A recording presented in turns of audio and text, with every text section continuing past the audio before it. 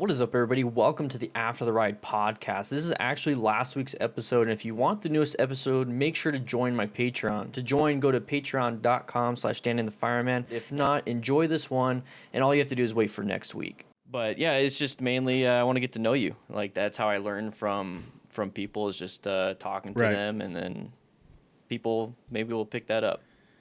Yeah, so, I'm here for it, man. Awesome. So you're saying something in the email, like you're interested in finding something like that's similar to this, where it's a podcast or something different, moving away. Well, I mean, I think I always have like 10,000 things in the fryer or in the oven or whatever, like pans in the oven. And we do a little podcasty type thing with Wreck Bike Rebuild, but that's like inside of the Patreon stuff, so it's paywalled and stuff like that. Mm-hmm. But I don't know how like religiously you watch the channel or whatever, but a couple years ago I tried doing a series called Any Ridden Sunday, where I kind of I followed a sport bike stunt bike rider, and my whole thought process was to kind of like not to do popular motovlogger people. I wanted to show like motorcyclists in general because you go ride and you're at the top of the hill or mountain or whatever you go ride in, and you just have conversations with other people that are riding. And I would just notice that everybody I talked to had this like ridiculous story that I was like, that's amazing. How are you even here on this planet right now?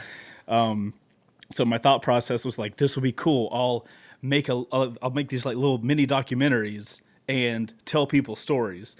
And, so I picked a stunt rider for the first one, and it was a shit show for a month, dude. Because like he's a stunt guy, right? So the production or just everything, like, everything. Well, so everything was like it was my biggest like I'm gonna take because I like the camera side of everything. So I was like, I'm gonna be super serious. I'm gonna make a documentary. I'll eventually put something on Netflix. This is gonna be great. Cut to a month and a half later of trying to sync up schedules, and like you only end up filming like 4 days. Yeah. But like to get those 4 days scheduled and done was just the biggest shit show I have ever tried to do. So I put basically 2 months of work into one video, and it performs like super meh. Yeah. And as much as I'm passionate about it, I'm like, I also have to run a business, and my mortgage is not going to get paid by my heart was in this type thing. That sucks because like I can tell you put a lot of time and effort in your videos, and then I just recently did something kind of like that. Not like 2 months of footage, but I tried something different. I put all these different things together, and it's meh. And I'm like, oh man, it's like that. It feels like that could have been something huge. Right. But man, like you put a lot of effort. I see your editing. You have like I'm assuming After Effects, unless you use Apple, which is what I think Motion, something like that. But I see all your stuff. How much effort you put in. I'm like, man, I wish I had that time. So I can't imagine 2 months worth of stuff. It's a lot. We are on Apple over here, so it's Motion, but the cheat to it is you get templates and then know the program enough to customize the template to where it's unique to you. Yeah. So we're not making stuff, from the get-go. But I know enough to where if I look at a template for something like a text effect, I'm like, okay, I can probably take that apart, change this, change that. That's kind of what we try to do as far as any graphic stuff, because like I don't have any graphics guys on the payroll or anything like that. It's literally just guys that edit is most of the help I have. Okay. And with the 2 months of filming and stuff, you haven't done that again. You haven't tried it again. No, so I got burnt hard. so I know that feeling. I haven't gone back, but I always had it in the back of my head of like I'm gonna freaking do this, and I need to get to the point where, because when I did it, the main revenue stream for the channel was like YouTube stuff. So if a video didn't perform well, I couldn't really justify doing it again. Yeah. And then you have that thing of like, this thing I'm real passionate about, this thing I'm also passionate about, but it'll actually pay the bills type thing. You know what I mean? So there's that trade-off. I will say in 2020, I'm going to try to relook at how to do it with a 1 week turnaround. And I do realize that the stunt rider part of it is what really overcomplicated it.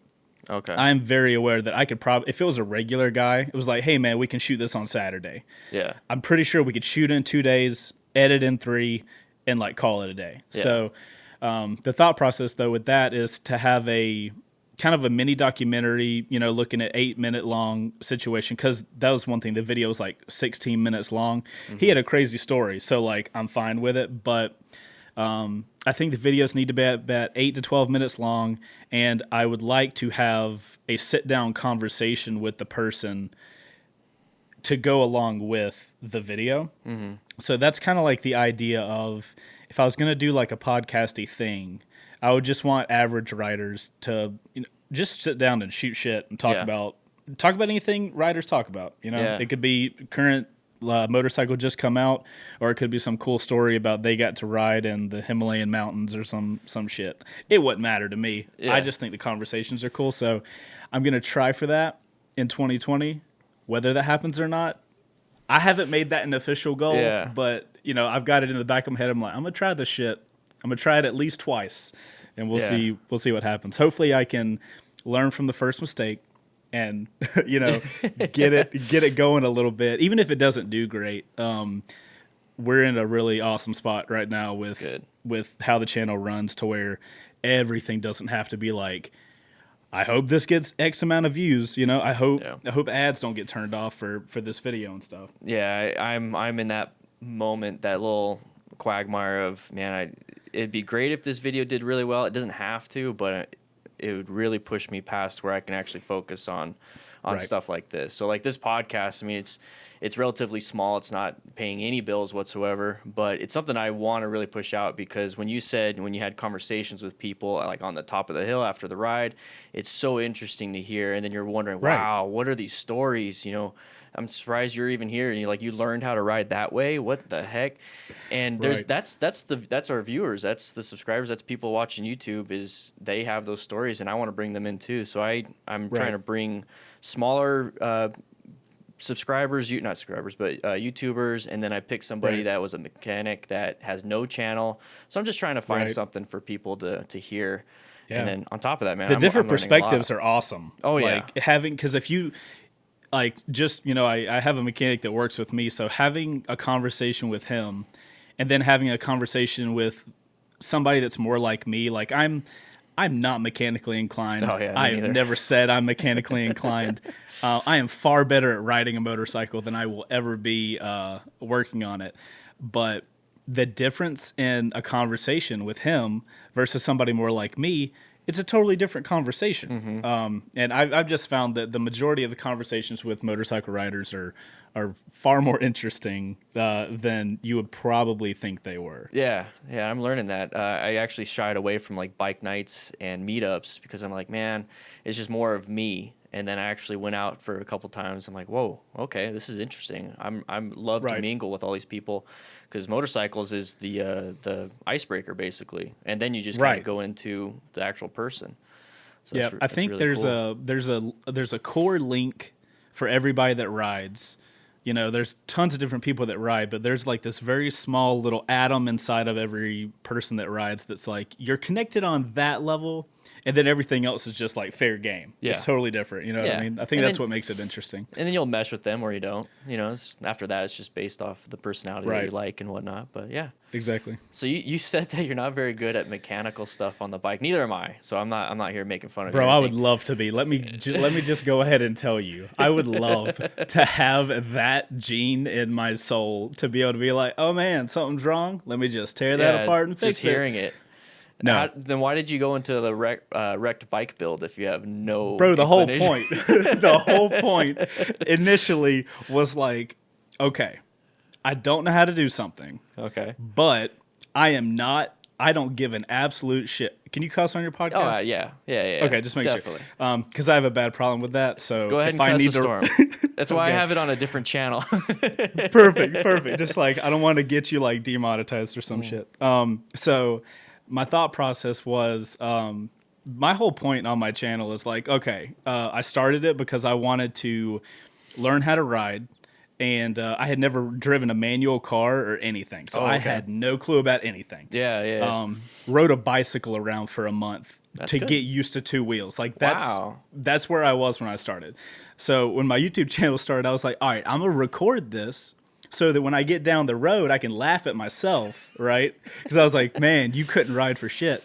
So an opportunity came up with a company, and they were like, we'll give you a free bike if you make videos and shout us out. And I'm like, wow. Okay. Yeah. Super awesome opportunity. And I was like, I don't want another bike. I'm good.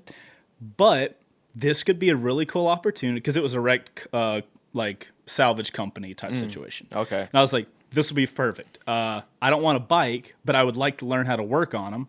So that's kind of how the idea of Wreck Bike Rebuild came. I was like, I want to learn how to work on it. I don't care that I don't know how to, because if I don't know how to, there is at least one other person out there that doesn't know how to do that. So I'll learn on camera so that other people can watch and hopefully learn from what ended up being many mistakes. and I'll, the game at that point was to figure out a way to fund it to where the money didn't have to come out of my pocket, because I didn't really want to do the build it and then try to sell it situation, because like that's kind of up in the air. You know what I mean? Like, what if it takes a long time to get it sold? What if you can't sell it for the price you need to? So that's what led me down the path of Patreon and all that kind of stuff. But I mean, it's worked out really well. Still, I know way more now than I did. Yeah. But when you have when you surround yourself with people that really know what they're doing. So Brian is a freaking genius when it comes to working on bikes. He sees them differently than the majority of people. So kind of surrounding myself with him, like, I have definitely learned a lot. I've learned a lot of like little tips and tricks and stuff. But yeah, by no means do I know what I'm doing. It would take a lot longer for me to do a build by myself than with him. I know more what not to do than what to do on a bike. At this point, I should. But I try to explain to people, people watch the show, and I get the question of like, bro, we've been through this before. And I try to explain to people that if it was just me and Brian, if we were like buddies in the garage, I'm sure I would have learned more by now. But what a lot of people don't realize is when we're filming, what I have to have in my mind is a lot of stuff, and I'm also trying to learn how to do the stuff on the bike. So I'm trying to make sure that the show is produced well. My eyes are constantly like, is the audio recorder on? Okay, it's still on. Is the camera still recording? Like, there's so many things in my head while we're filming. So it often probably looks like I'm stupid as hell. But I try to, there's not really an opportunity to look at the camera and be like, hey, I'm doing a lot of stuff in my head, not just working on this bike. So it's one of the interesting parts of it. I understand that completely. Like when I tell people not to start motovlogging right when they start riding because of that. Terrible. They're thinking up here that the production without the actual safety part of not wanting to crash. So I did that, so I can't say too much, but I would push somebody in the same direction, like learn what's going on. And then when you start feeling comfortable, because I get a ton of those comments when I've kind of shied away from doing motovlogs, but I'm doing more of them now. But I would read the comments of like, oh my God, put your hands on the handlebars, put them on, put them on. And I'm like, that all the time, man. I'm Italian. I talk with my hands. I mean, what the heck? But like, I have to. Like, if I got one hand on my throttle, it's like, look, even if I wasn't motovlogging, I would still have one hand on my throttle. I'd have this hand like wherever it's comfortable, and obviously, if a car's right in front of me, I ain't gonna be chilling with one hand. I'm gonna be ready. Yeah. But I see those comments all the time. It's like, look, man, I ride like I ride. That's how it is. As long as I'm making the conscious decision of what I'm doing, I'll be okay. Yeah, and I personally pick like a road that there's not a lot of traffic. I go at like 2 in the afternoon during the weekdays, so there's no traffic at all. All these different things, but they don't see that because it's riding. And that's what it is. I mean, the production behind it, why we chose all that stuff, and the hands off the handlebars, man, I got that for so many years. Recently, I got somebody mentioning that I had my mirrors folded in while I was riding with no hands on the handlebars, but it's the 360 camera that had the distortion. It looked like I had my mirrors folded in. So I get Gotcha. that kind of stuff all the time. I'm like, I'm not going to mention much to that, but right. yeah, dude, I remember watching your motovlogs when I first started. I started off as a motovlogger, and then I kind of transitioned to my own little niche of safety right. and everything. But I was watching you and Yummy and Walterific and all those other guys, and saw you guys kind of meeting up.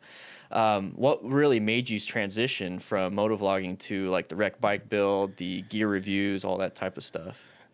I mean, I think, like, obviously when I started out, the sector of YouTube that we exist in was a very different place. Mm-hmm. And, you know, after you do the same thing for a really long time, eventually you like run out of ideas to make it different. Yeah. Now, I mean, I'm bringing motovlogs back now because I'm actually have like a renewed interest in it because I haven't done it in a while. Yeah. But I mean, I looked it up because I figured we would talk about like the channel and stuff like that because I was like, how long have I been doing this? Yeah. And August this year will be 10 years of making motorcycle focused content on YouTube. Yeah, it's absolutely nuts. So, I mean, 7 of those were literally just motovlogs. It was, you know, the GoPro and a helmet, and that's all you need. Yep. You're good, you know? So I think you just do something long enough to where you're like, I got to do something different.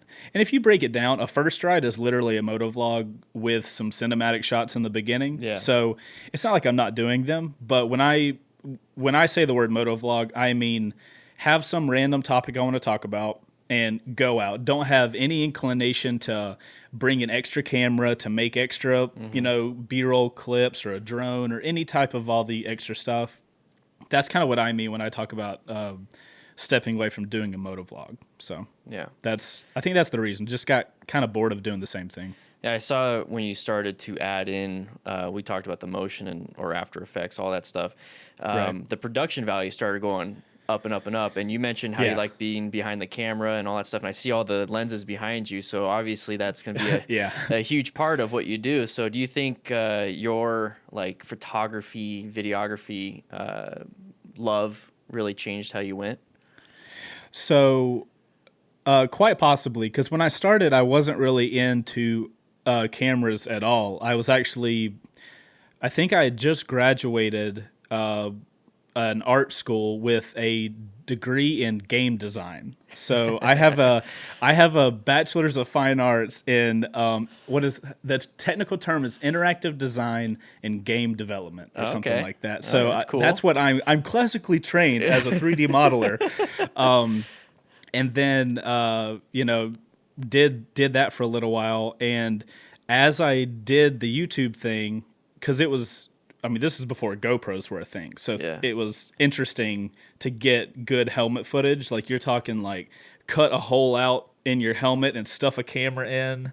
Yeah. I make the joke of that's why my nose is crooked, because the camera that I started out, I want to say it was like a Vado HD maybe. I'm not really sure what the name is, but do you remember back in the day when there were those little hand cameras that were rectangular boxes and the lens was at the top? Yeah. So the move back in the day before we had GoPros, all the young kids out there. OG over here. Bro, you stuffed the camera here, and your audio was already good because your mouth was next to the audio, and then the lens popped out of the helmet. So if you closed your visor, it would close the lens in inside the helmet with you. It was the sketchiest shit you could do.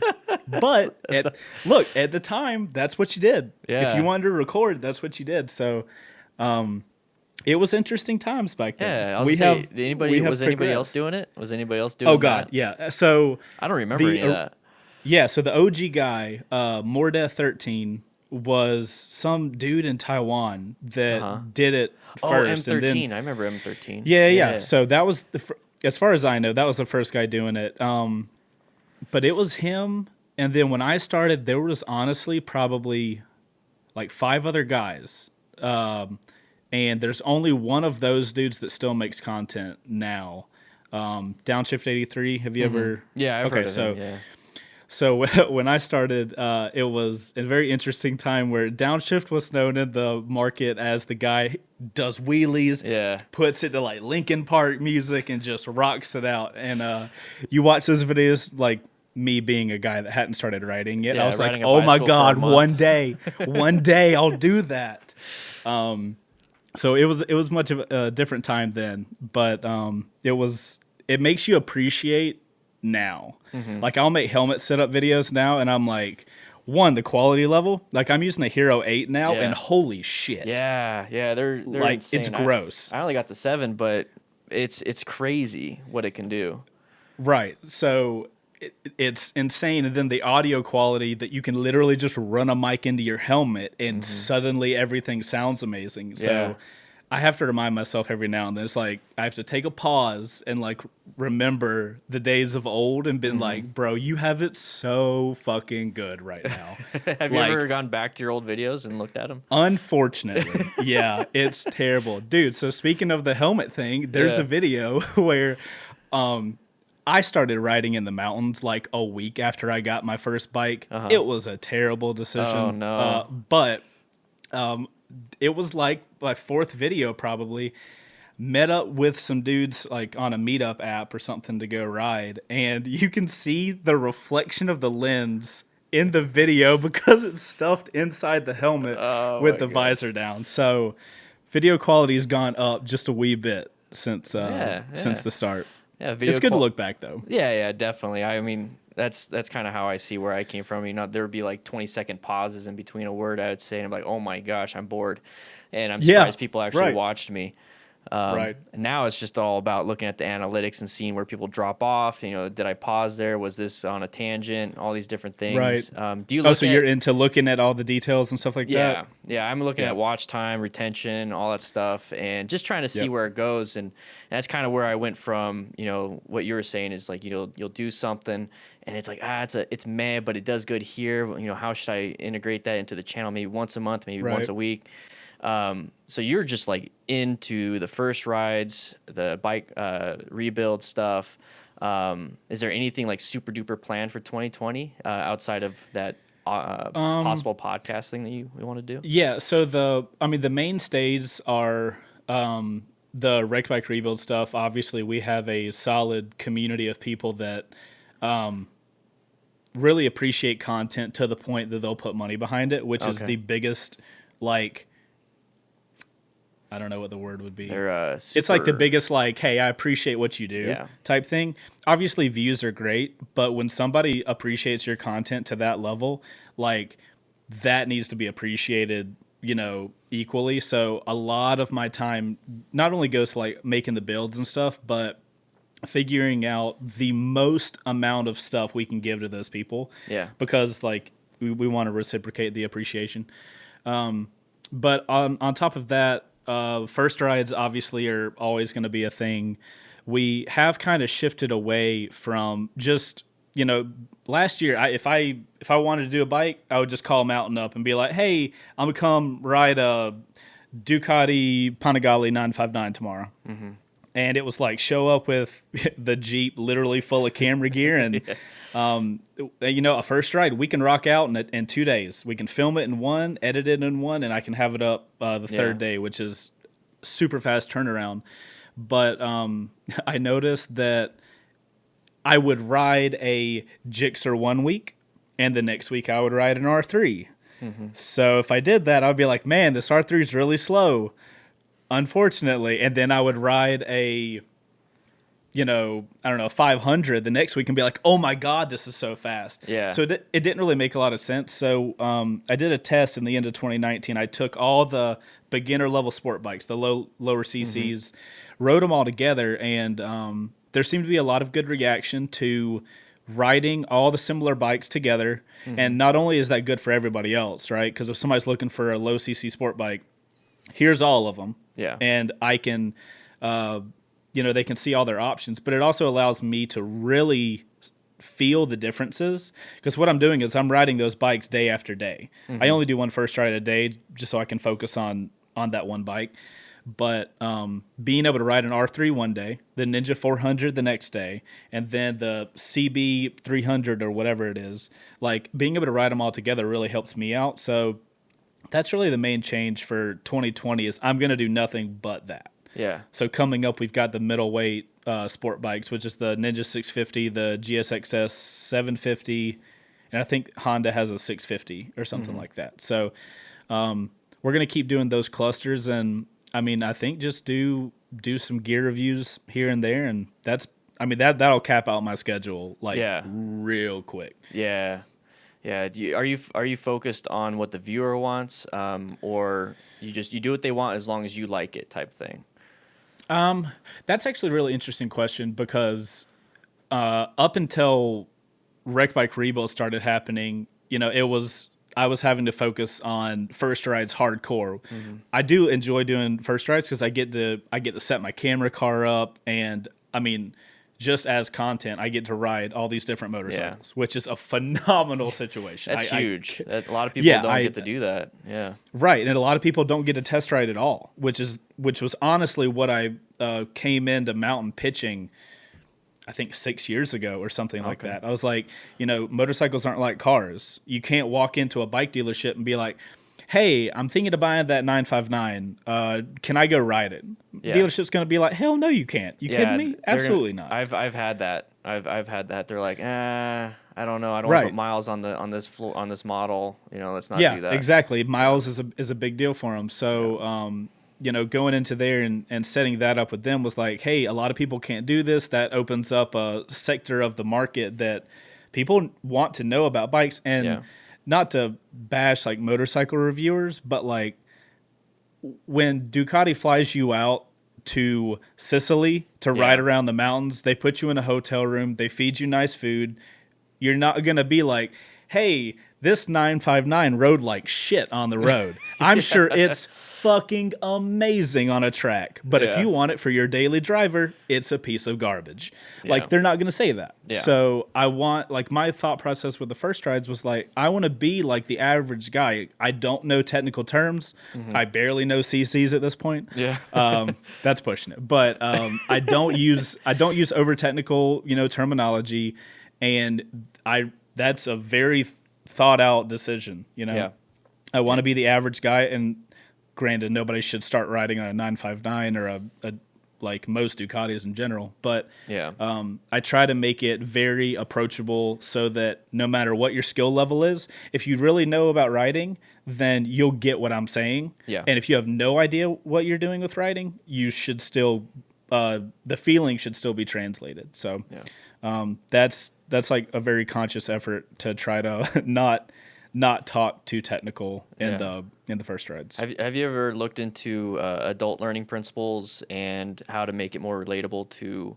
I'm coming from a coach's standpoint. I had to study adult learning principles and how to teach adults things that they already have a history of how they know things. But if you're able to make it relatable to something, so you mentioned never driving a stick shift. So like if I'm able to grab a few students saying, hey, remember when you were driving a stick shift, you're just reversing things, and that's like, oh, okay, now I get it. So have you ever like thought about that? Because you're really into, I'm going to talk like a normal person so they can get it. Have you ever looked into something a little bit higher? No, but that sounds interesting. Yeah, definitely. Anything I can do to make my content better and more digestible, I'm totally in for. Yeah, so there's been a few times where I've gone into technical terms, especially with the medical side, and you'll realize only the people in the medical field understand it, and then I'll get questions like, what does that even mean? What are you talking about?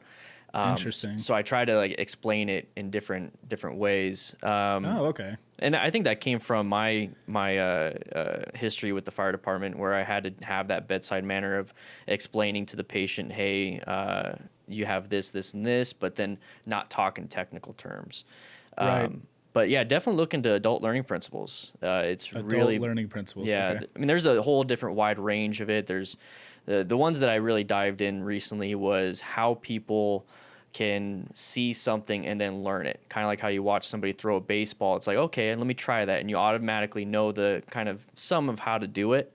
there's a reason and a how that happens, and I'm learning that because I think that's a lot of what happens in the MSF is we'll sit some students back to watch the other students, and then all of a sudden they pick it up. Interesting. So the whole demo thing, how I demo something on the bike, how you're demo something on the bike, they're putting themselves in that situation and relating to it. And now that you're talking not down, but in a common language, layman's terms, they're really able to get into it. So that's kind of where I came through with that. Yeah. So I'm learning. No, I mean, I love that because like that's one of the, I mean, that's the majority of the content is like first rides and people being able to like learn what I'm doing and teach them that way. And then Wreck Bike Rebuild's all that. Yeah. So yeah, that's what I really love about how you said that. Helpful. Yeah, you're talking about how I have no idea. I got this guy that shows me a lot of stuff, and let's learn together. I think that's really helping people. And if you've seen like an uptick of, I don't know, views or watch time with certain things like that, and it's where you're kind of like, well, I don't know, let's learn together, then you might be grabbing that audience of, oh, I can relate to this, I can understand because he's as dumb as me. Interesting. That is something I've literally never thought about. Just because like everything's kind of how I try to make videos for how I would want to watch it type thing, being somebody that doesn't know what they're doing in a certain situation. So I do think that's one benefit I have is like I don't care at all to learn on camera. Like I'm not going to get embarrassed by not knowing anything. I get absolutely so frustrated when people try to act like they know stuff. You know what I mean? Because they're embarrassed to not know it. Yeah. I'm like, I don't care how smart you are.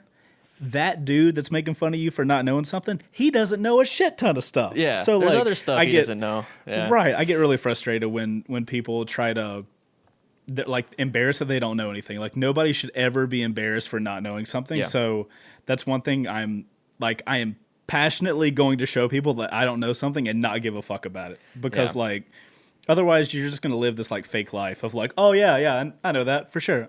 Sure. Yeah. I have having no clue what the person's talking about. And then you just regurgitate what you've heard online or something. Oh God. Yeah. Yes. Usually the second question gets to the meat of it when you really know if somebody knows something. If you go that one, if anybody asks that person one step past their like little knowledge curtain, everything they open it up and it's just like nothing.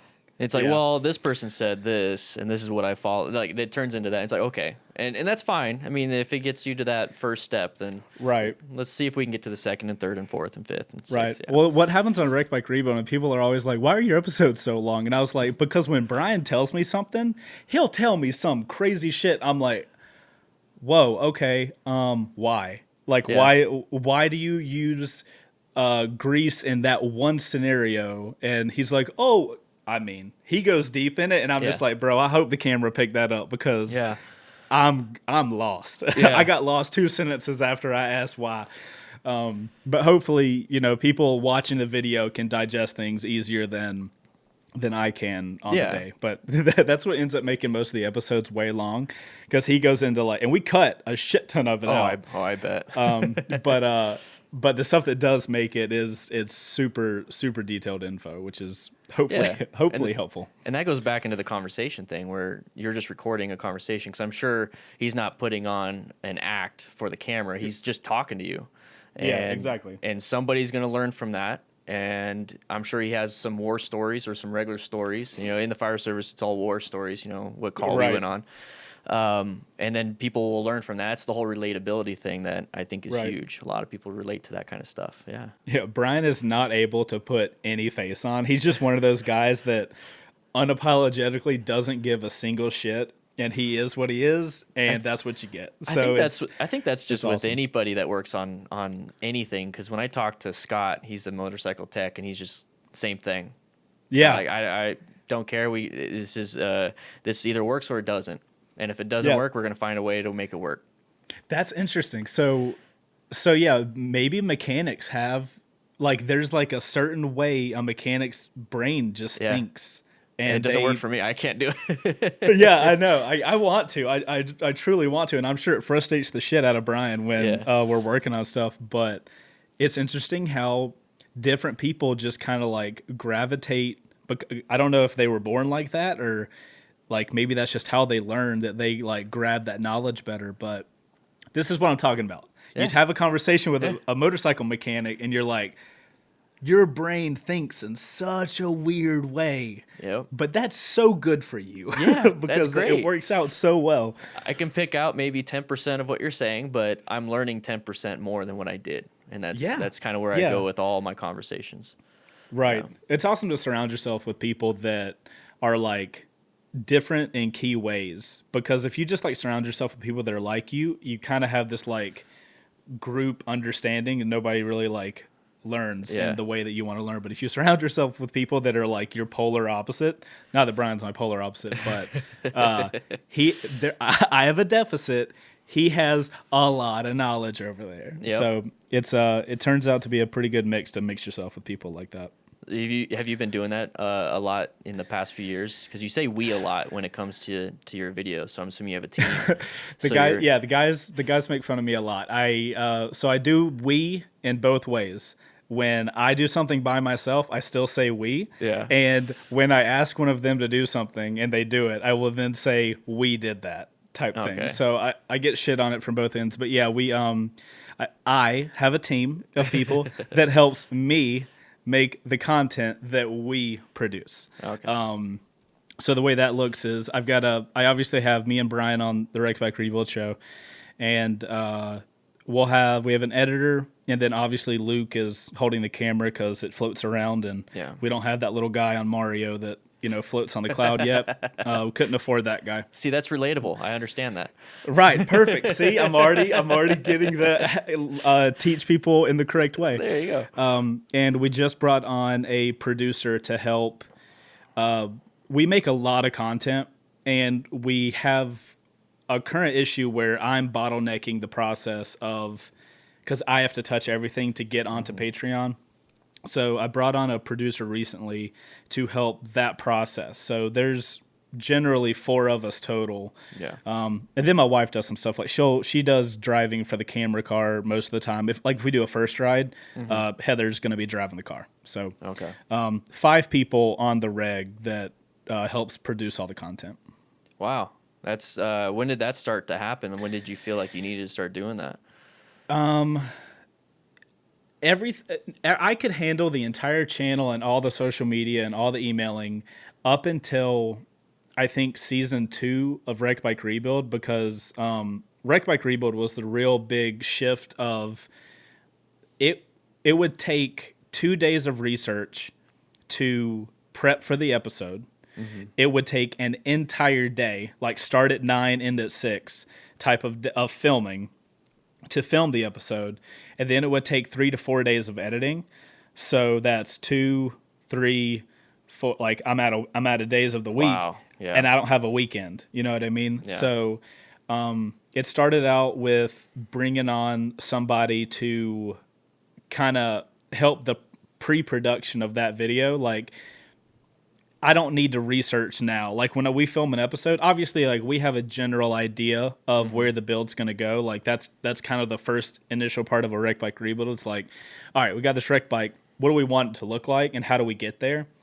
So first off was getting somebody to help me find the best place to get certain parts and stuff like that, and try to keep that managed. Oh yeah, that's a lot.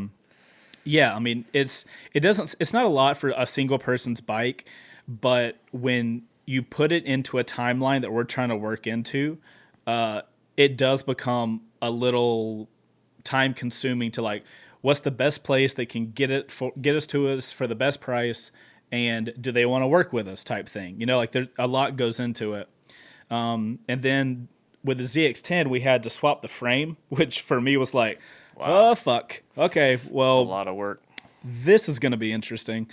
So, because I did the monster by myself, which is the season 1. The ZX10 I brought Brian on because I was like, he was the guy that at the end of season 1, I just took the monster up there to be like, can you guys make sure that this thing's not going to fall apart? Yeah. Also, do you mind if I film it?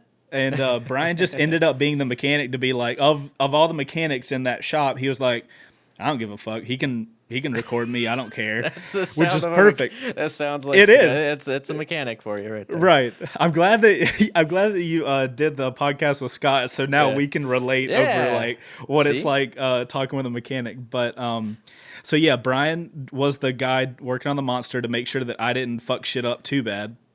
And then we just kind of like grew a friendship from there. And I was halfway through the ZX10 working on it by myself. And when I realized the frame was going to have to get swapped out, I was like, Brian, you want to come over to my house and like work on the bike? And it started like that. And then that's when I realized how much knowledge he has.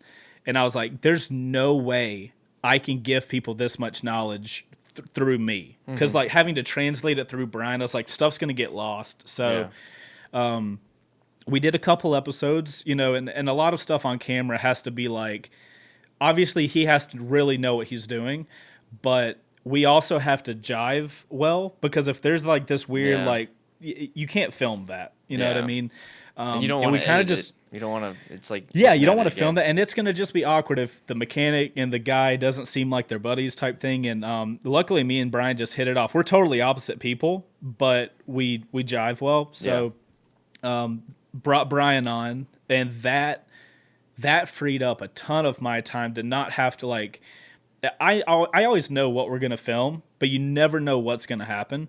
So that would always be what took a lot of time filming. And now if shit hits the fan, I can just be like, Brian, what the fuck do we do now? You know what I mean? And he just knows. Yeah. Because that's how his brain, it doesn't matter if it's a Kawasaki, a Ducati, a Honda, a Suzuki. It's just like, mechanic brain. You know what I mean? He figures stuff out really well. So that's when we brought Brian on. I think after that is when we actually got Luke holding camera, and like that's the team. Like the team all focuses around Wreck Bike Rebuild. Like I handle, if anything's not Wreck Bike Rebuild, I do it by myself. First rides I have the camera car situation, but as far as all the editing and stuff, the only thing I don't edit and don't film is Wreck Bike Rebuild. Okay. Team wise. Okay. So going from motovlogging to this high production thing, did you make that conscious choice to like, I'm going to focus on behind the camera with all those lenses you have and all that stuff? Are you focused on that now? Do you feel like it has to go that route? It definitely doesn't. It's actually the opposite. So when I started, I was a games producer. I was literally producing online games at Cartoon Network type thing. I was not into cameras at all. Okay. And other than like eventually the GoPro on the helmet, that was the only camera I really had. But I think the bug just bites you. You take a couple photos and you're like, that looked cool. Yeah. I like this, and you start going down that route. And it was a really interesting situation. I used a camera just to document to begin with. And then somewhere after I started taking it seriously, you just have this like, oh, I'm really interested in making stuff look as good as I can.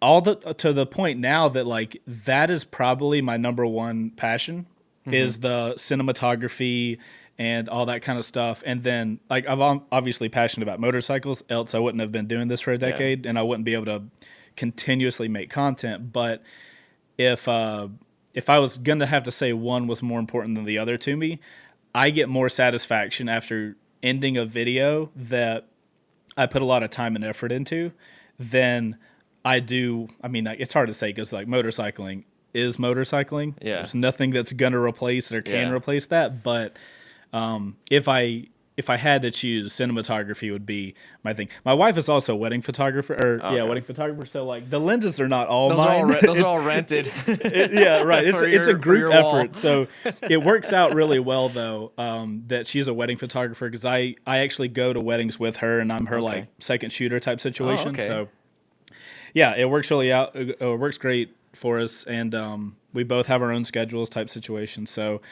couldn't really ask for better job stuff. Wow. And then all the weddings are always on the weekends. Yeah. So I can focus on my work Monday through Friday. And then if we have a wedding on the weekend, we go shoot it on Saturday. And, she handles all her admin stuff throughout the week. emailing clients and going in on meetings with them and stuff like that. So, and that way we can share gear as long as we're both on Canons, which we're a Canon family over here. I got a Canon too, so that's cool. Good, then I'll continue this podcast with you.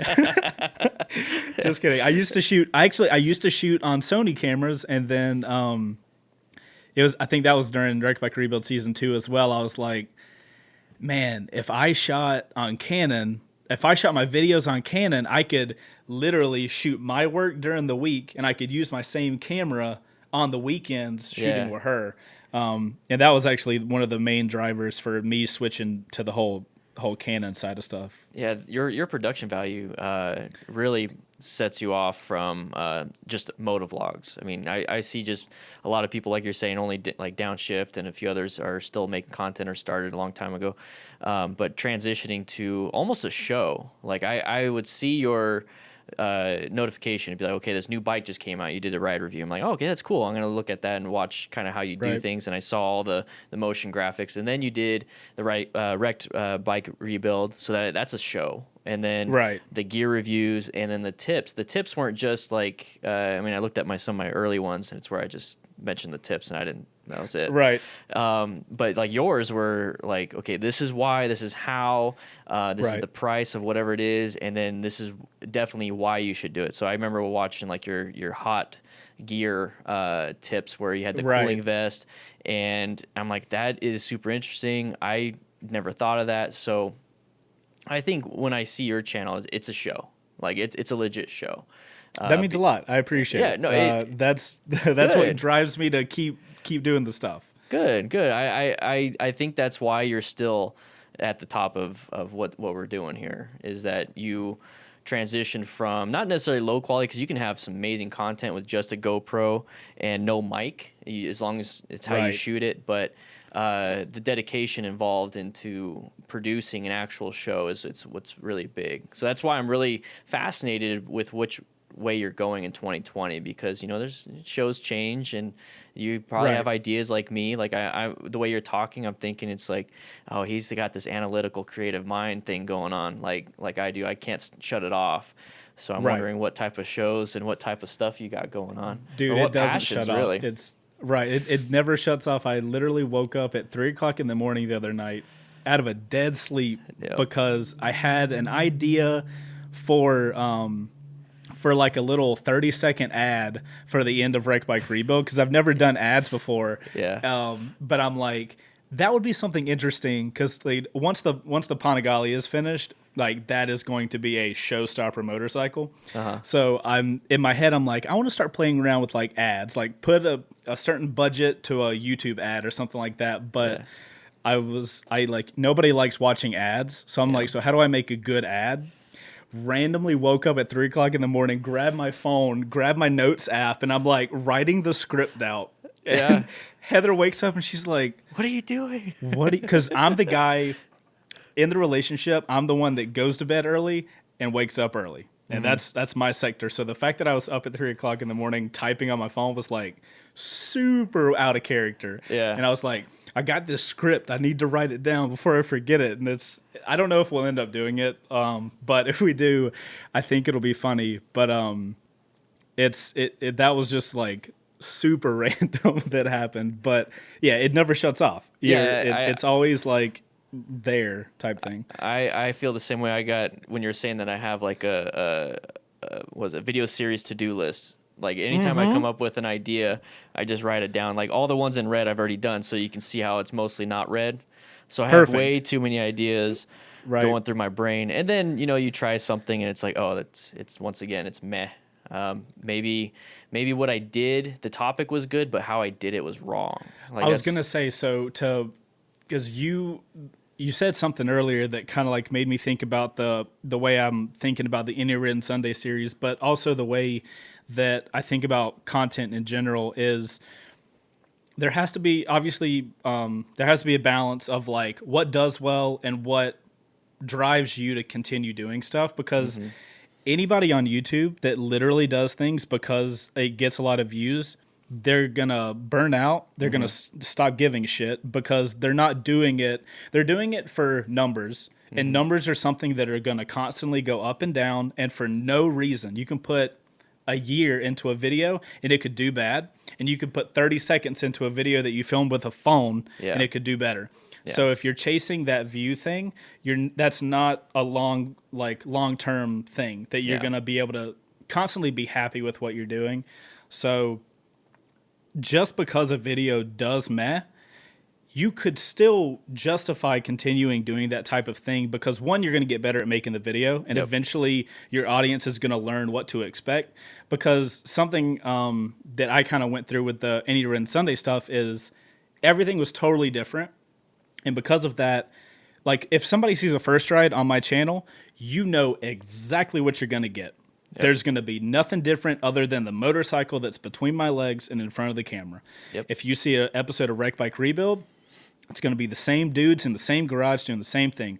But the first ride, nobody knew what that was. So the first time you do anything, just because it does bad, doesn't mean you don't need to do it. It just means you need to educate your audience more on what they can expect out of that. Yeah. I have no doubt that if I continued to do Any Ridden Sundays, I'd have been able to do them faster, better, and people would have started watching them more because it's good content, or at least I think so. Yeah. So that's something super important to keep in mind. Like, do the things that drive people to your channel, but then it's super important to continue to do the passion projects.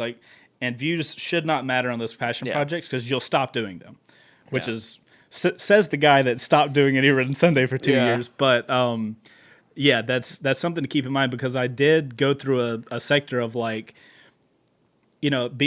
into the analytics.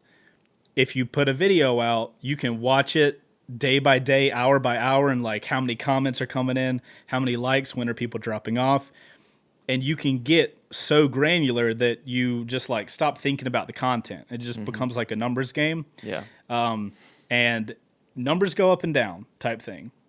Especially on my channel is kind of weird because I have series, right? So if somebody subscribes, they could subscribe from a first ride, which is the vast majority of the people on my channel have subscribed to the channel from a first ride, which is fine. That kind of content goes out to the most people. YouTube loves promoting first rides, which is great for me. But YouTube doesn't promote as well 35-minute videos of dudes working on a motorcycle. Yep. It doesn't matter because the income streams are totally different, right? Patreon versus YouTube ads. So everything makes financial sense. But if I judged a Wreck Bike Rebuild on why did that video is not as good because it didn't get as many views as this Gixxer 1000 first ride. Yeah. It kind of it's a weird thing on my channel because then if I have an ad company come up and be like, hey, what are the average views on your channel? Yeah. I'm like, on what show? Because if you're talking a first ride, I can almost guarantee you 100,000 views. Oh, yeah. If you're talking a Wreck Bike Rebuild, I don't know. It could go, it could be down. It could be 30,000, which is not down. That's a lot of people watching a video. But in the scheme of the entire channel, it looks like, oh man, your first rides are so much better as far as an advertiser goes. So that's stuff you really have to keep in mind with the type of content, because if you want to do something long term, you have to be passionate about it. Yeah. I got a comment on we just got done with a CBR 500. We did a refresh type situation, which is basically a mini Wreck Bike Rebuild. And he said something about I didn't seem passionate because I said something about I don't typically work on Sundays or on the weekends in general. I block that time off for family and stuff like that.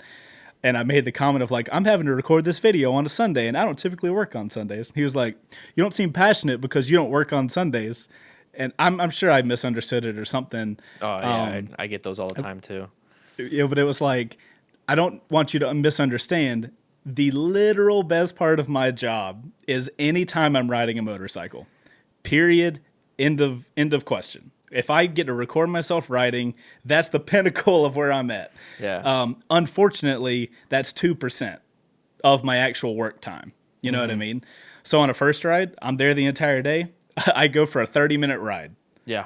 but I'm there the entire day. Yeah. So what happens to the other 8 hours of the day? You know what I mean? So just helping people understand that I am passionate, but they only see like this much. You know what I mean? Of you understand the amount of time emailing people to get them on your podcast. How much time do you spend doing that? I got a whole list right here. It would make people sick, I bet. If they're like, if they knew you probably spend more time emailing than you do actually talking to people, it'd be like, oh goodness. That's why I wanted to hire my wife to handle the emails and dealing with some certain things. And I still want to do all of it, though. I mean, same thing. I put my hand on every little thing. You mentioned about burning out. I remember seeing that you took a certain amount of time off, like at the end of the year. That you've been doing that though, right? You've been doing it consistently now. Yeah. So we call it radio silence. I don't know why. It was basically just my time to not have a video coming out next week. Yeah. Because my brain does not exist in the current week that we're living in. If I don't know what's happening tomorrow. Yep. I am far down shit creek, and paddles don't exist there. So, I know that feeling. Yeah, so it's the type of thing where that break honestly starts the last week of videos, because I'm always worried about like, all right, what's next week's video? So for this week, I was like, all right, on Tuesday, I got my video coming out in the morning. I got to, run grab a license plate after that, and then I got this podcast thing afterwards. So like, you got to if I'm thinking the same day, I'm pretty screwed. Yeah, I feel the same way. I literally have to know what's coming up this next week, what times are these certain things, and then after that, I'm stressed about it. Right, but that's the good thing about, so like with the motorcycle industry, I've been doing it enough years to where like there's a certain part in the year that I'm not gaining or losing anything by not putting content out. And as far as my channel goes, because like channels are different. Like another motorcycle channel could perform super fucking good in the beginning of the year. For whatever reason, mine doesn't. So I was like, all right, I'll take off 2 weeks, 3 weeks, whatever ends up feeling right during the time. And that way I get to just exist. I do a lot of work during that, but as you know, it's like, it's admin shit. It's setting up stuff, setting up calendars or whatever. But it's just a time where I don't have to get stressed out about what photo is going to get posted on Instagram. Am I going to tweet anything? What videos are going to come out? Who's going to edit those? When am I going to have to edit those? Like all that crap, I can just be like, cool. I'll do some work during the day. And then at lunchtime, I'm going to go hang out with my wife for the rest of the day. You know what I mean? So it's just a time to kind of get away from the little bubble that we have to live in as content creators, and just this constant churn of like, what's the next thing to do? I have started like trying to be okay with, if no videos come out one week, it's really not the fucking end of the world. Yeah. You make YouTube videos for crying out loud. Like worst case scenario, somebody's going to be like, oh man, didn't get a video. Get one next week. I mean, you have plenty of evergreen content where if you do take a week off, it's not like, well, I can't pay my mortgage this month if I took a week off. Right. And that's something that helps as well, because you see that, like, I mean, you look at analytics, so you know that there's a river, and the river spikes when a video comes out, and then it goes right back to the river. Yep. So that helps reinforce that, because I don't know about you, but it is easy as a content creator to sometimes feel like if I stop, everything dries up. It goes away like that. Yep. And that's a real fear. I had to actually test it out, and it's not founded at all. Yeah, and even though you know it, it'll still creep in the back of your head. It happens every single year. Like I start doing radio silence, so the first day is like, fuck yeah, chilling. And then day 2, I'm like, y'all still here? Hello? Yeah, I want to make a video. I want to make a video now, the second day. No, I had to do that recently, and it wasn't for a week. It was, I think it was like Wednesday evening. I'm like, man, my brain is just done. Sorry, guys, no stream tomorrow, no video Friday. I'll be back Monday. So, I mean, it was just like a 4-day weekend, something like that. Yeah. And then I felt that the second day. I was like, well, I'll go ahead and stream today, or I'll make a video for Friday. It's like, I'll just get back into it, suck it up. But I've noticed that and this goes back to the stuff I learned about the adult learning principles. And then also I dive into my own mental health and figure out why certain things work. But sharpening the blade, like with chainsaws or an axe, like you're just constantly hitting that tree and it's like it works. And then all of a sudden it's not working as much and you're wondering why. And then if you just took 10 minutes to sharpen that blade, you can go back and do it. So for me, like I have to sharpen the blade a lot. Like I feel like with the way my brain works, it's just consistently on all the time. I have to sharpen the blade. And my version of that is going for a walk with my dog twice a day and just kind of thinking. But during that time of off, like being off, I came up with some crazy ideas of what I wanted to do. Right. And some of those really work. Like that's what's kept the channel going. Cause like I said, I originally started off writing and doing music stuff. So I'd cut the videos in to the beat. And I thought that was fun and I enjoyed it. But then I transitioned to doing other things. And every single time I took a break and I came back, it's like, oh, let's try this. And it works. Right. And it does this. Yeah. You like open up a section of your brain that normally just gets filled with like the monotony of the stuff you have to do all the time. Yep. I've noticed that the biggest improvements I've had, like quality wise, as far as like helmet audio or camera stuff, has been where I slowed the fuck down and was like, instead of putting a video out this Friday, I'm going to specifically not put a video out, but the day that I would have spent editing that video, I'm literally just going to dedicate to solving whatever problem it is. You know, like whether it be like wind noise in the helmet or, you know, just some super niche issue that only us people that do this would understand. Yeah. I'm going to solve that problem. And that's where I've noticed that I have the biggest improvements in whatever that is, because it's like everything can chill the fuck out.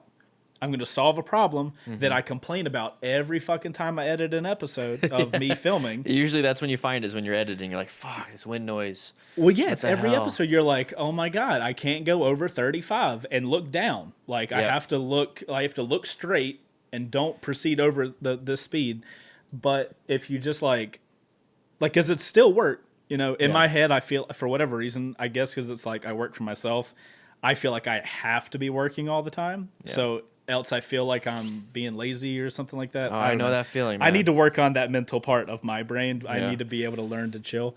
But I would have to just convince myself, it's like, look, you're still working and you're helping make your product better at the end of the day. So those are the times I've had the biggest like jump in quality. Cause like with all the camera stuff, dude, one setting can change the whole game.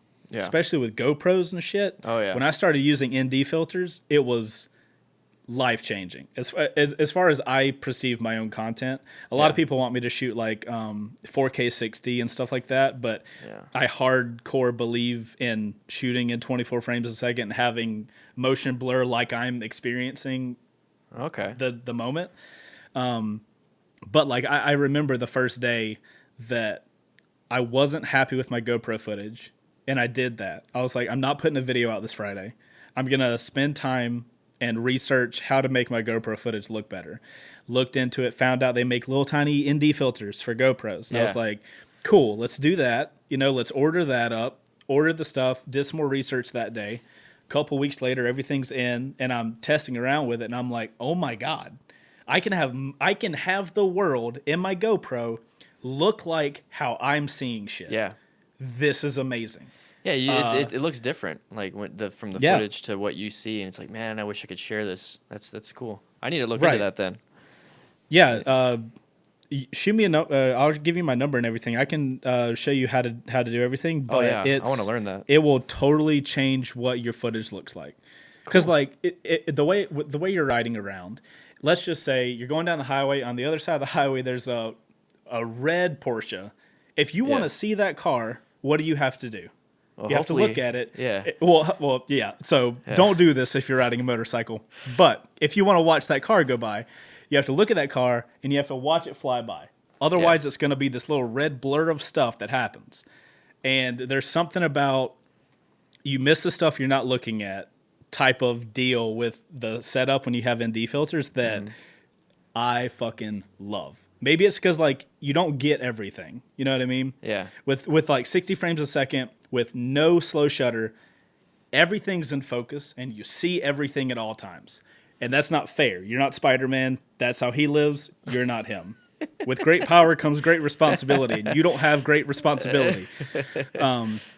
But yeah, there's something about that I just like. I really, I can actually watch my motovlogs and appreciate the content when it does that. I guess. Are you appreciating it because you know that, hey, I put an ND filter here, or I moved the mic in this certain spot of the helmet, and I changed the dead cat to this, and now it's it's like 10% better here. Do you notice that yourself, or and you're like, man, I really love this, or do you see that viewers even see that? Good question. I don't know if viewers see it or not. You get comments here and there of like, hey, that was cool. But I'm sure the mass of people don't give a single shit. Yeah. But as far as that kind of goes back to the thing, like, we have setups these days that look phenomenal out the box. Yeah. So you ain't got to do anything. But if I want to stay interested in doing what I'm doing, I am not okay with feeling complacent and be like, oh, it's fine. Yeah. That GoPro is fine. Yeah. I don't need to shoot in 4K. I'll be okay in 1080. This is great. I can't do that. I'll get really bored and I'll go open a production company and do shit. You know what I mean? I wouldn't continue doing what I'm doing. But those little steps, it's that whole situation of like 80% versus 20%. It takes 80% of the time to finish the last 20% of like that polish. That is what keeps me interested in doing what I'm doing. That's why I think I swayed toward the camera stuff, because like, don't nobody got a camera car on first rides, but your boy does, and it is super cool to do that shit every time we do a first ride. So I'm super interested in how you progress, because like all I can think about is how I create content, and this is one thing I'm learning when I'm talking to everybody, is that it's almost the same thing where you are thinking of something, how to do it, but then how to get it to the audience and how they can learn or entertainment or whatever it is. What way can I make it happen? So like when I would say, let's say I do a first ride, I'm just going to ride and I have a 360 camera and then my GoPro. But then you're like, well, nobody has a car up front with a nice camera. And then how about I add in some more motion graphics? So like these little itty bitty things, like 10 itty bitty things makes this huge package. Right. And that's what I noticed from you, is that you had those graphics. I'm like, man, I know how long that takes for me to do. And that's why I don't do it, because like I suck at it. Right. And I'm like, man, I appreciate that. So when I mentioned the viewer, like, do they ever notice that stuff? Because I notice it. Right. And I'm assuming some of your viewers notice the transition from just normal, like, point and shoot to high production value. Right. Do you, and I this is how I talk. I throw out a bunch of questions, so don't worry about not answering all of them. Don't worry, dude. I'll ramble forever. Don't worry. Just ring me back in. Just be like, okay, I love the question was. I love it. That's why we have a podcast here, so we can just talk. Right. The main thing that I was trying to get at is that a lot of my creativity and how I do things is dependent on, is anybody else doing that? Is anybody else talking about this? I want to find the niche. I want to find out what I'm known for. But then I also want to deliver it in a way where it's helpful to somebody. So how do I do this? I'm always asking myself how. Right. Is that something that you kind of go in your head? Yeah, no, absolutely. So with First Ride specifically, I kind of feel like, I think I was talking to my wife about this the other day. I feel an obligation to give people as much. I try to do everything they could possibly want in a first ride. So when it started out, it was just, like you said, it was like a motovlog. It's like, hey, today I'm going to be riding a FZ6R. I'm going to ride it around for 20 minutes, and I'm going to tell you guys how I think about it. And then by constantly doing them and having that part of my brain that constantly wants it to be better, First Rides is a show that is entirely driven on making the best type of content that I can for the people watching it. So, and that's the most popular thing. So that is what I'm thinking about. So it was, okay, I'll write it around so people know, what I feel about it. So then it's, okay, well, if somebody is in, this is the way my thought process. No, I love it. I'm following along. Don't worry. So like my thought process is like, okay, if my name's John and I walk into Mountain Motorsports and I got the cash, I'm ready to go, and I want to get a Ducati 959. I keep saying 959 because that's the bike I have to deal with all the time. So that's what's in my head if you can't tell.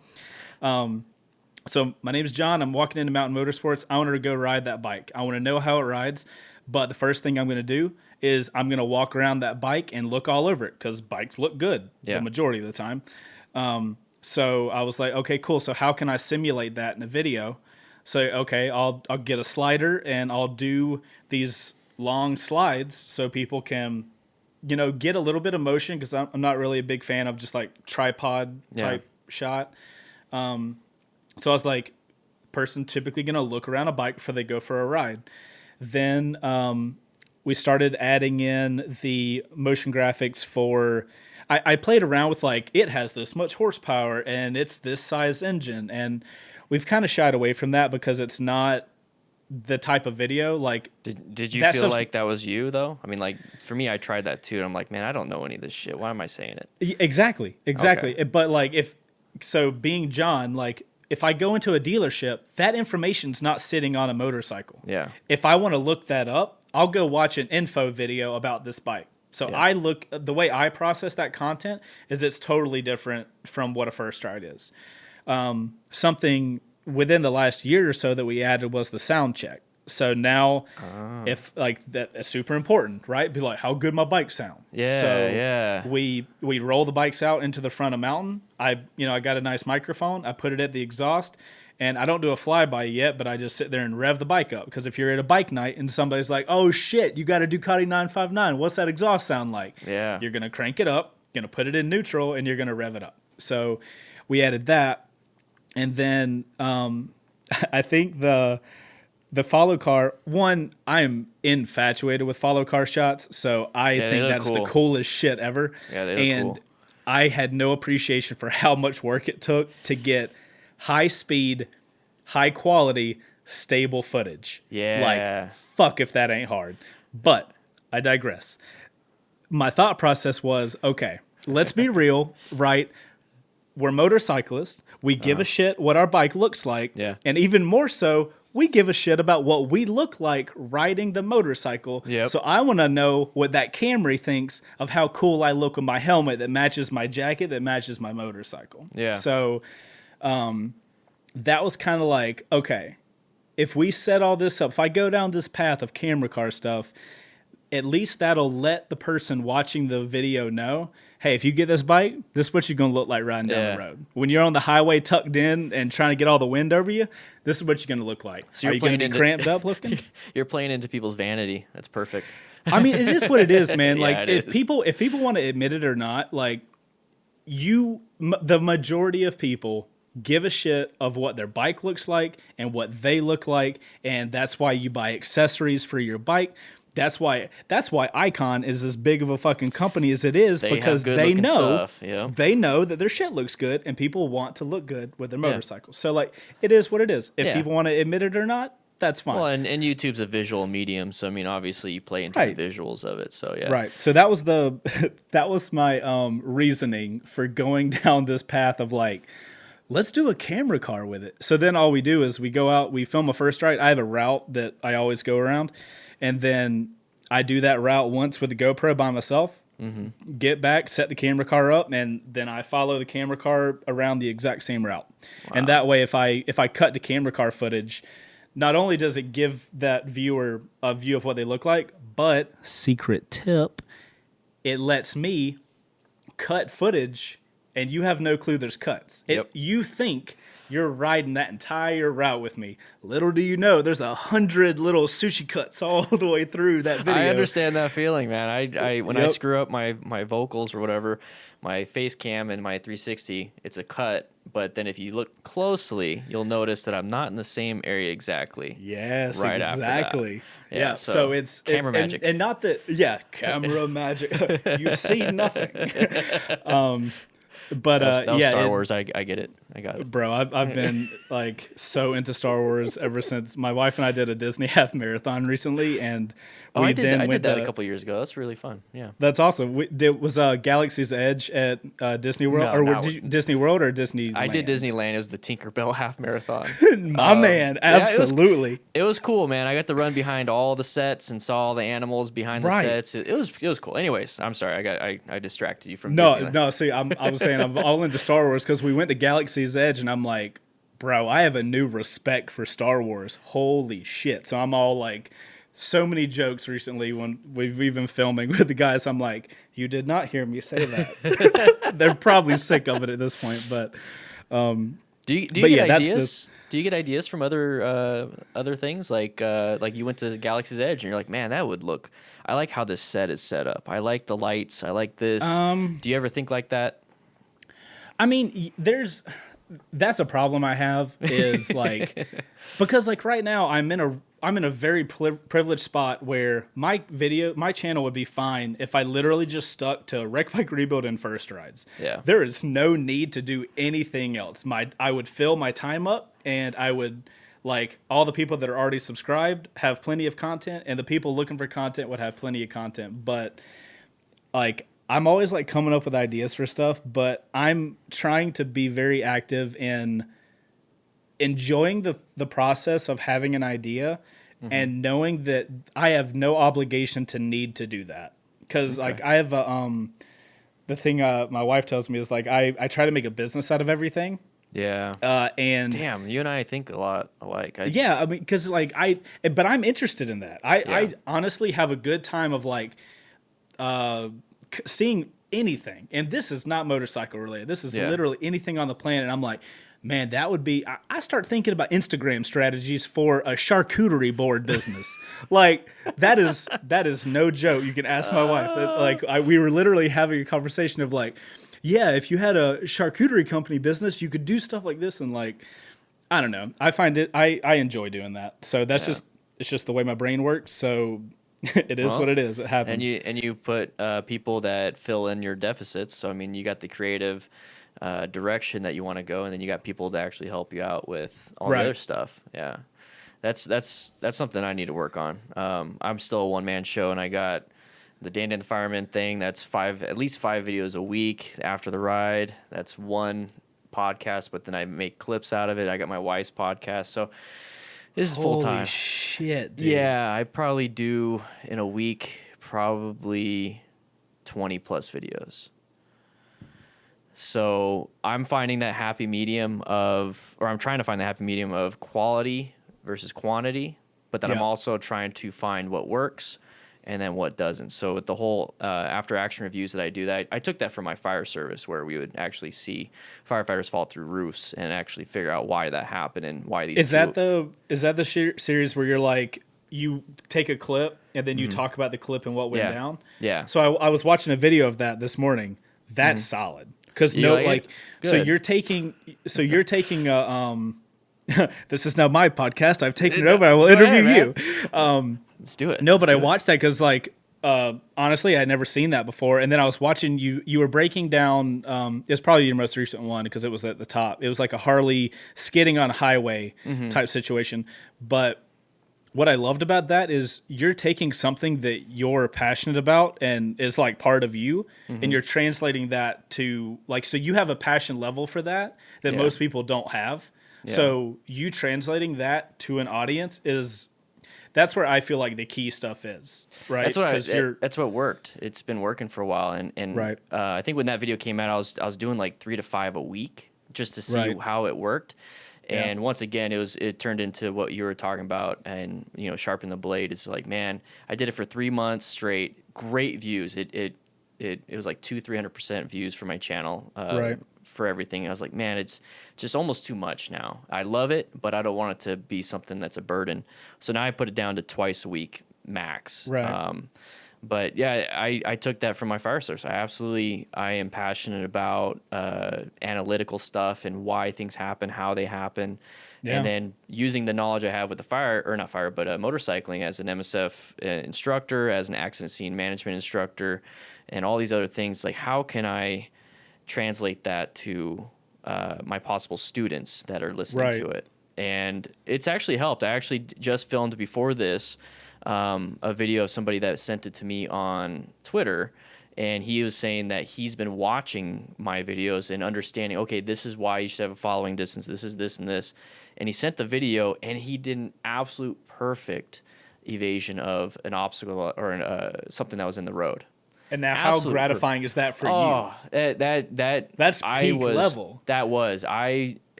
It's not like I saved somebody some cash with like a gear review, which I absolutely love doing, but it's like, man, I just prevented this guy from crashing. Dude, I can't imagine that, because I get a high when somebody sends me a message of like, man, I was having a really hard time depending on what bike I wanted to buy. Yeah. And I'm like, fuck yeah, I helped. I cannot imagine what that must feel like, of like, you literally could have saved somebody's life based on the knowledge you gave them. Super happy, and I just filmed my reaction to it, so people awesome. are actually going to learn from him, so he is going to know that he's helping somebody else out. So that's huge to me. That's big. Absolutely, dude. Trying to solve people's emergencies are important. That's what I do. Well, let me just give you a clap for the amount of content you're putting out a week. Jesus Christ. I'm trying to slow it down. Like I said, trying to find what sticks, getting enough. Because if I did one video a month, I mean, I have 12 videos that year to figure out what kind of worked. But if I throw out this many videos, it's like, okay, this works. Let's remove this. Let's keep doing this. Do I like this? Like we talked about, it's good views, but do I like doing it? Not really, but I'll do it once a month then, because it's going to bring subscribers to see this stuff that I absolutely love to do. Exactly. So yeah, I mean that's at a boiled down level. That's how I look at my channel. I look at first rides as the mass views, right? Mm-hmm. They see the most eyes see, and I hopefully bring to the channel, and then a small subset of those people could be interested in actually working on the bikes that they bought from the first ride. You can enjoy Wreck Bike Rebuild, and then a subset of those people will appreciate content enough to be like, I'm gonna go check out what you got on Patreon and see how much how much content we're putting out over there. But I mean, that process that you're doing, it sounds like it's just like, I've got a lot of things, and I'm just gonna throw them at the wall, see what sticks. Yeah. So the way that first rides happened was, first rides were just part of all the crazy shit I was trying. Yeah. And then when you see something working, as long as it fits within I enjoy doing this, it's helping people, which is the gratifying part for you, ideally. Yeah. If that starts working, then take out 2 of the pans that are in the oven and put them onto just that. Yeah. So, you have like, you have a pie, and you just start dedicating more of that pie to the things that are working, that you want to keep working.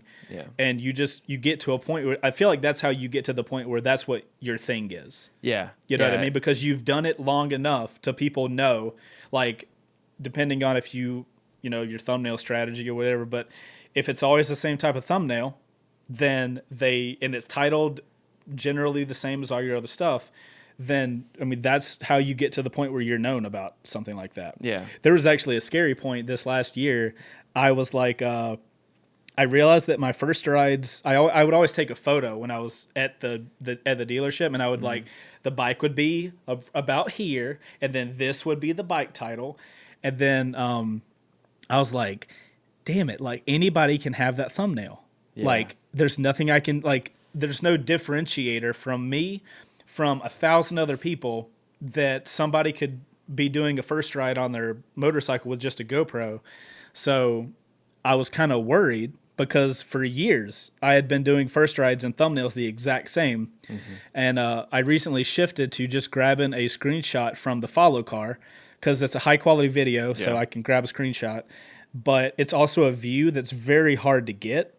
Yeah. So I was like, okay, we'll try it. Everything made sense, but when you have something that works and works so well, it is a little, you get a little worried changing stuff. I'm not worried about updating stuff, like adding in a sound check or something, because I'm giving somebody more content. But when you're talking about something as big as a thumbnail, I was like, bro, people are going to stop watching. It's that thing. It's that thing we were talking about it. Of like, you worry that you're going to fuck up some part of the chemistry, and it goes away. Poof. Yeah. Nothing left. Yeah. It worked out well. Like the views didn't really, like, views do well on first ride, so the views didn't change. So I was like, sweet. So now I'm pleasing myself at this point. My videos look different. That was something that interesting that recently happened that worked out well. But if I were your coach, speaking in a coach way, that'd be great. I would say double down on the stuff that you feel is really authentic to you, that does well, because that's your fastest route to you carving out that like niche that you are. Because like we're all going to make all types of videos, but it is cool to have your own like anchor of content. You know what I mean? Yeah. And it's what I'm finding out. I was doing the beginner tips, and that's the evergreen content. That was working great, but then it's like I'm just kind of saying the same stuff a lot of people are saying, but then I'm just doing it differently because I'm Daniel and they're this person. Right. But what is it that I can do that's unique? And I just kept falling back onto my fire service, and not a lot of people understand, the dynamics of that. So I'm like, okay, can I make that still within the beginner tips, beginner safety? And that's my biggest thing, because a lot of beginners are the ones that die. So it's like, that's why I focus on beginner riders. Usually within the first, I think, 6 months after getting your endorsement, that's when most of the crashes happen.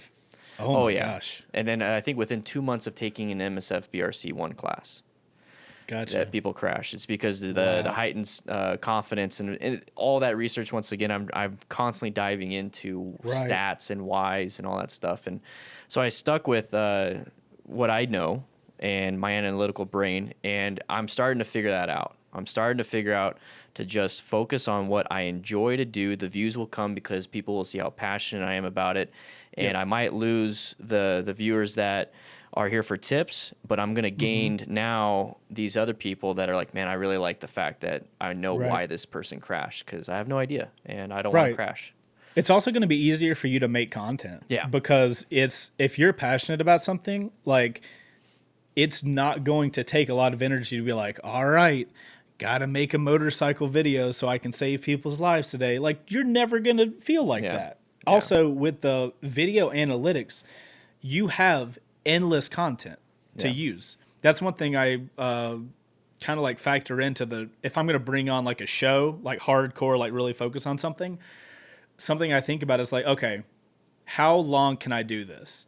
So people are never going to stop wrecking motorcycles, unfortunately. So that shouldn't be a problem. And then bikes are never going to stop coming out. Yeah. Like companies are going to constantly be putting bikes out. So my stream of available videos to make is relatively endless. And that's the same way with those videos you're talking about. Like, people are going to keep wrecking. So you're going to be able to keep showing. And the thing about a wreck is like, there's so many factors, I'm sure, for each wreck. So you could literally have 2 videos of the same type of wreck, but it's a totally different video because like these minuscule little things are happening. I can post the same video of the same wreck, focus on the rider's mentality and what kind of led up to it, and then the next video I can focus on the actual physical. Well, the tire lost traction, and this is why. Right. I mean, there's just so much, and I'm learning to kind of focus on one thing at a time, because at the beginning I focused on everything that I possibly could, and it was like a 15-minute video, and people were like leaving. It's like, okay, that's good, that's cool. I just kind of want to see them crash, type of thing.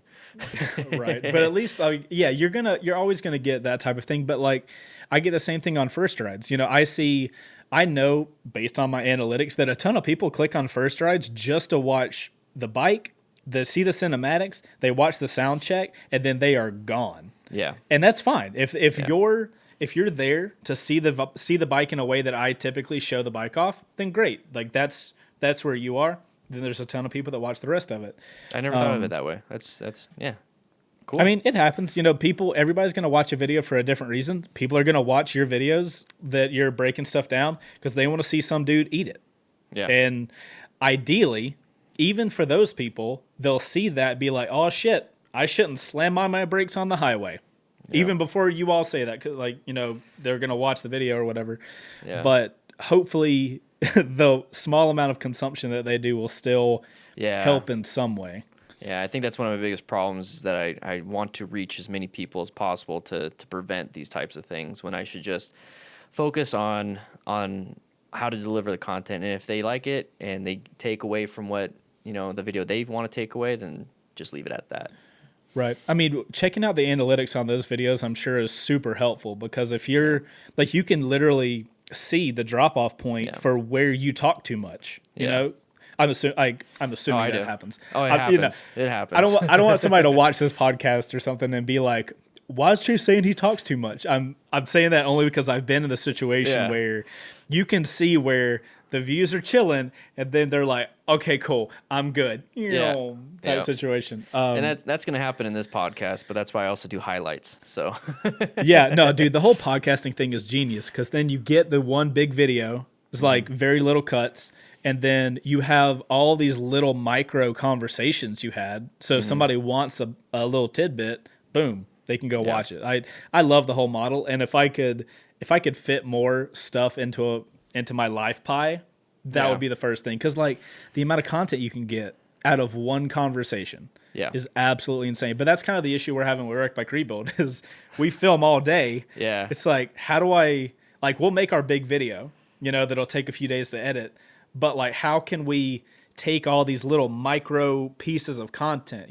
Brian's spitting shit out constantly, and it's a lot when you're watching the whole video. So one thing that we're going to start doing soon is putting out the micro content over on Patreon to help people, like, if they want to search tips for installing a spark plug. There's an episode we just put out where if you put grease on this certain thing, if you put grease on a certain part of the spark plug, suddenly it'll pop out easily. Like it's real tiny little shit like that. Yeah. That it would be impossible to search that if you're looking through the video. But if we put out just that piece of content, we think it'll be really valuable to all the people over there in that community. So that's kind of something we're going to be pushing for soon. But as you are very well aware, cutting through all that content takes so much time. Oh yeah.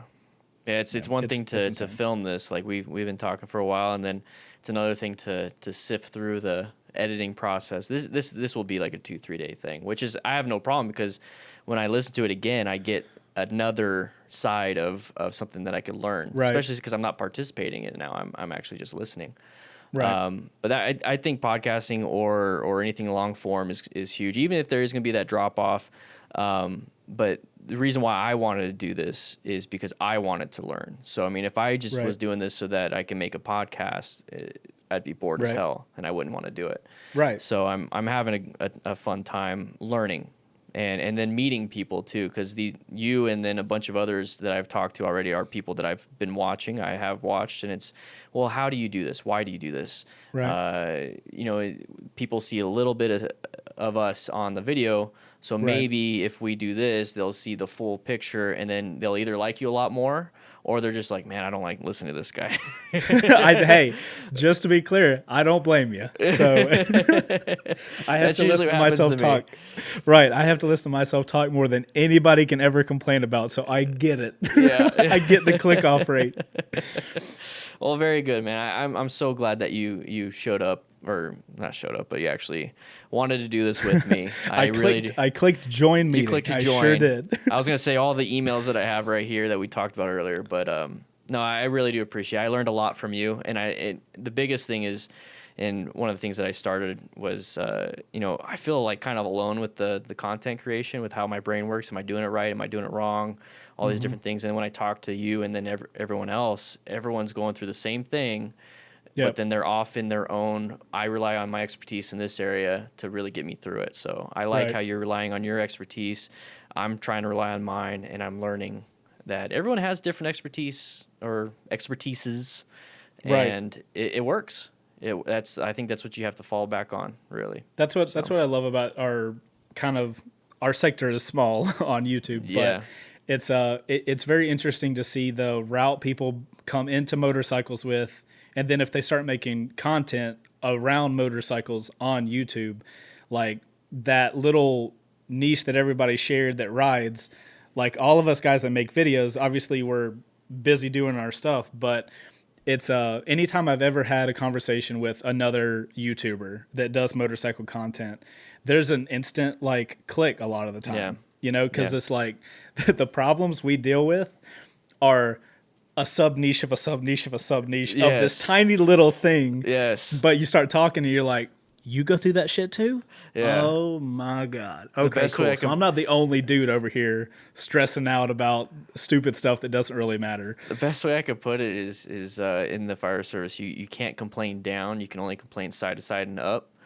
And if I made a podcast, me talking to the camera and saying like, you know, this is rough, this is this, everyone's like, who cares? Like, I don't care. Right. But then if I say, man, it's not really a complaint, but this is the shit I'm going through, and you're like, dude, me too. And it's like, oh, thank God.